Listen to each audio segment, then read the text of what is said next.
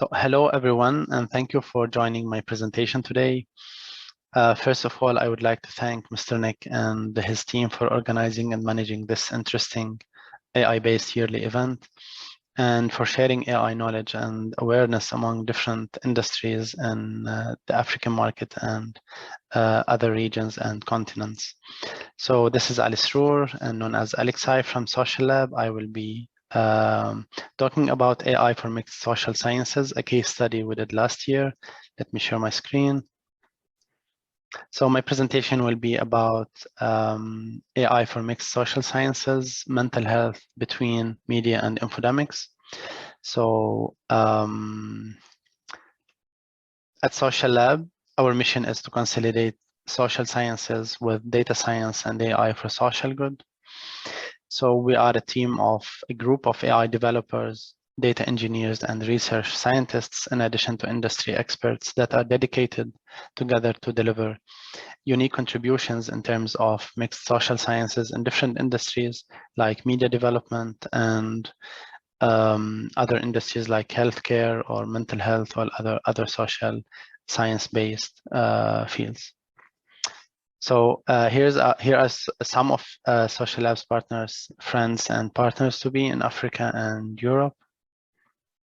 Let me go directly to the case study. So here I will be talking about two main things: the question behind the study and the challenges that faced us actually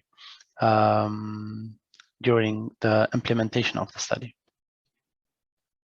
So first of all, the study was all about answering this specific question. Can we find a solid relationship between fear on social media and death rates among COVID-19 global pandemic? Why is that actually something of our interest? Is because if we find a solid relationship between fear and death rates, then it means that governments or like institutions or NGOs that are able to manage and monitor social media public conversations that can definitely lower the risk of increasing death rates in different countries. That's actually what makes it really interesting and critical for us to make sure that this is something that might be accurate enough so that some industries or some organizations can rely on this case study. So for that to happen, actually, we face a lot of challenges. The first challenge is that can we find a causation relationship between them? What is causation relationship? So when we say causation relationship, I'm saying that can we say that fear is causing higher death rates or vice versa? That's actually as a different topic to understand because it reflects the regulations of the countries, the governments that we are assessing data from, and it depends on when they share the death rates and the death records and when WHO share that online and that kind of stuff. So it really depends on the regulations and other attributes, and that's what makes it a little bit complex for us to understand the causation relationship. But for the first stage, actually, we could definitely find a linear regression and a linear relationship between fear and death rates, and I can show you that in a few minutes. So the second thing is the language understanding. Why language is something a challenge? I'm not just saying using NLP techniques and that kind of deep learning stuff. I'm saying that if we are trying to analyze a content that might contain fear or something that belongs to emotional category, that might need a lot of computational understanding, and that might need a lot of understanding in terms of different countries.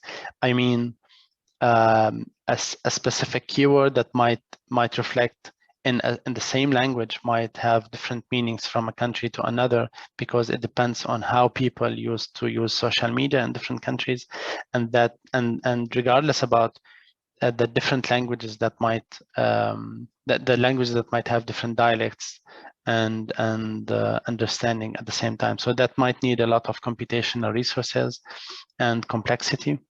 That actually what makes it complex to understand content from like tens of different languages at the same time to be able to say accurately that this is fear and this is not fear, even though they're using the same keywords and the same dictionary.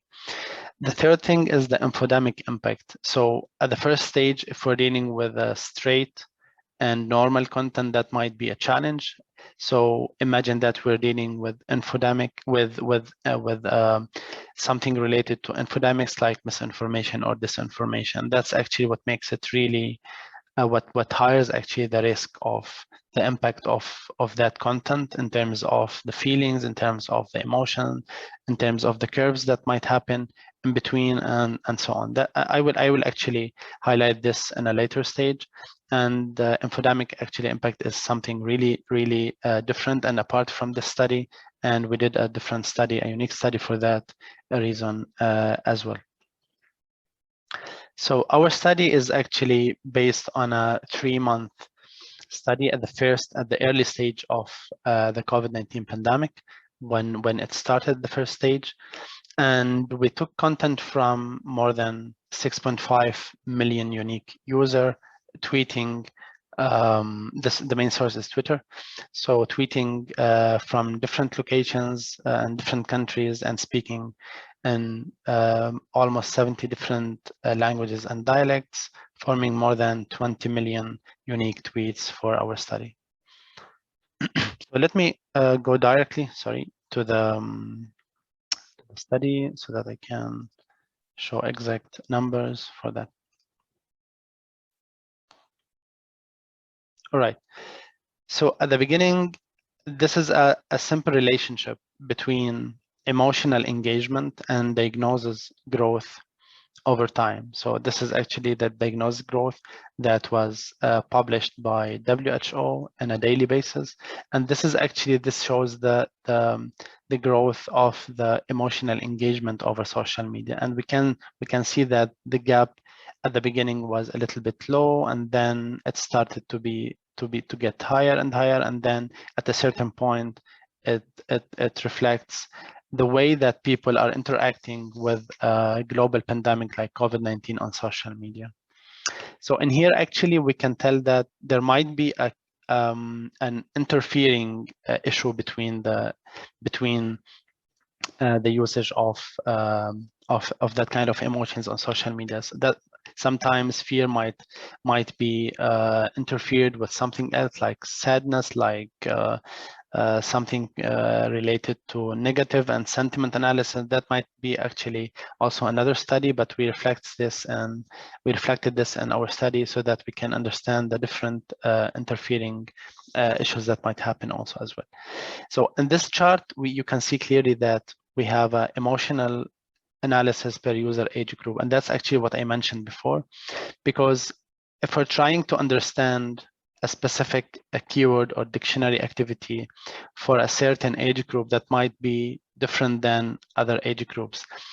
In other words, if we are assessing or using that kind of keywords and annotations in order to classify content that might be related to fear or not, in an age group and for a user, let's say, that is in the age group of let's say below 16, then it's totally different than the age group of 22 to 35, let's say. Why that actually is something important? Because usually age groups might have different usage of keywords, and keywords might have different meanings when it came actually from different users that belongs to different age groups.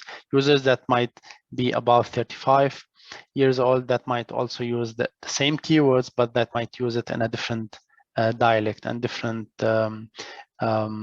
context. And that's actually makes it more complex to understand if this content came from an age group that is younger than another age group that might have a completely different meaning. And also it depends on the country and the level of awareness that you're using those kind of terminologies. And this actually reflects the level of engagement of the different age group. We can here see that the 22 to 35 age group is the most interacting age group, and which is also the most age group that is using negative keywords or something that might be strictly directly to the pandemic itself. Here is a comparison between the death rates, as I mentioned, and the fear and anticipation, fear and negative actually keywords and speech level on social media.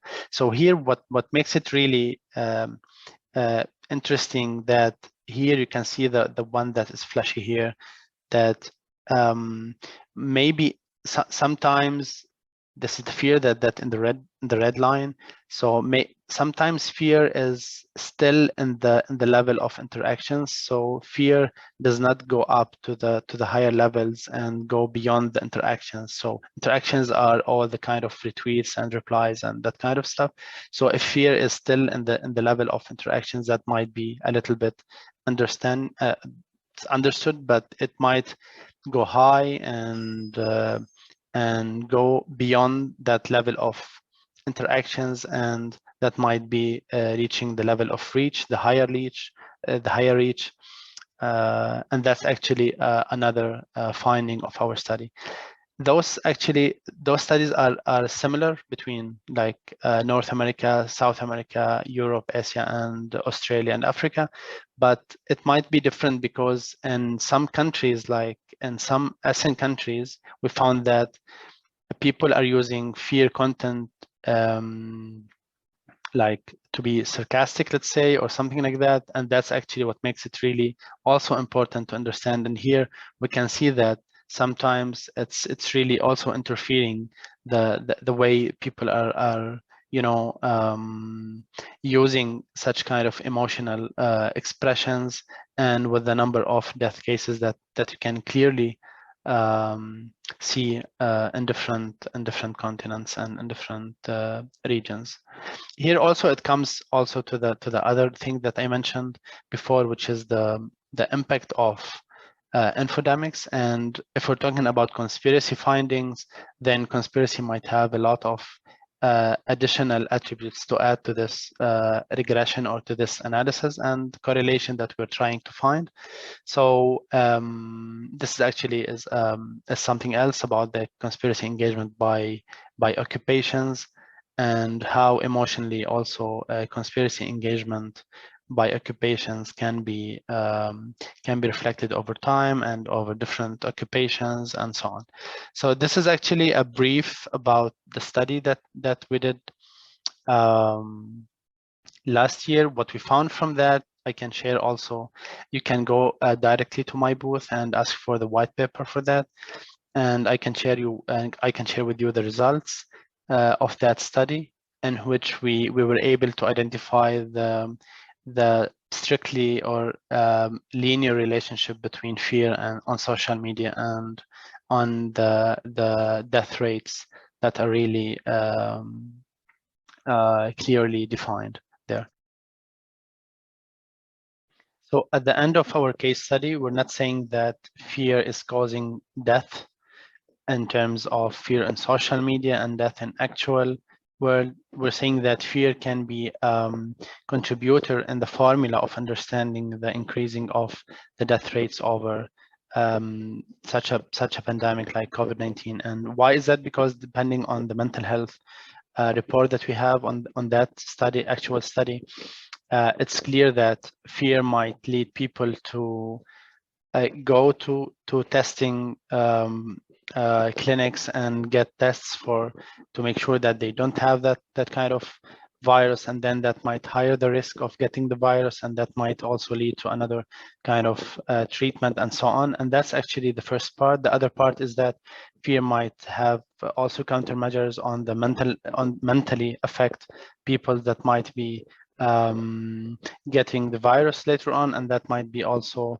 a challenge in terms of the immunity system and that kind of stuff in terms of the treatment and so on. So we're saying that fear is part of the formula. We're saying that fear is clearly discovered that it can lead to higher the risk and it's not the only thing, because fear is on social media and its mental effect is something really harmful in terms of that kind of calculation. So that understanding the fear level and how it can contribute to the formula, then we can really, if we can really understand how to manage that kind of fear, then we can also contribute to the final result of the main formula, which is to eliminate the risk of increasing the death rates in a global stage.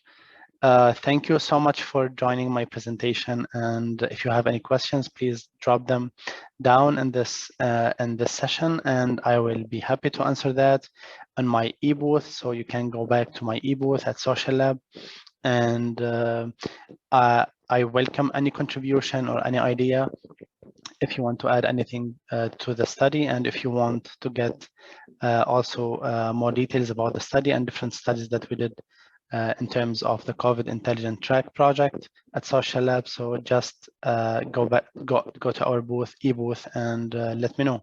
Thank you so much and have a good day.